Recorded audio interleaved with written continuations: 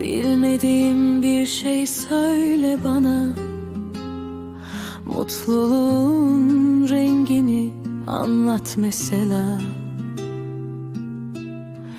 Bilmediğim bir şey söyle, duyup da unuttuğum sözler olmasın.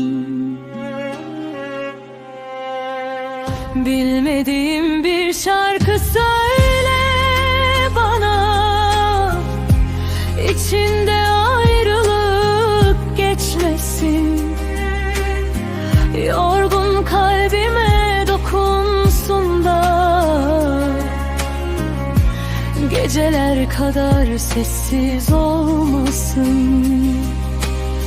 Yetti dünyanın bitmeyen telaşı, yetti içimde büyüttüğüm sancı. Kaç mevsim geçti aynı yolları aşınca. Gel bana bilmediğim şeyler söyle. Yıllarca dinlediğim aynı hikayeler yetti. Kırık düşler, eksik kalan cümleler yetti. Bir umut bırak avuçlarıma şimdi. Gel bana bilmediğim şeyler söyle.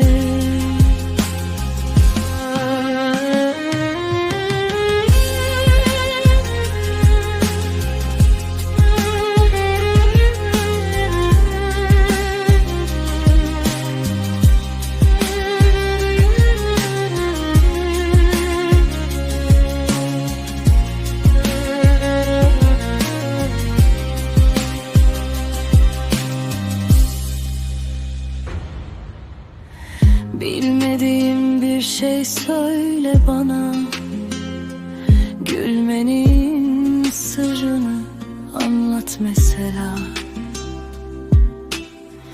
Bilmediğim bir şey söyle, ezbere bildiğim dertler olmasın. Bilmediğim bir şarkı söyle bana, gözlerimde hüzün bırakmasın. Bir pencere aç yarınlara doğru,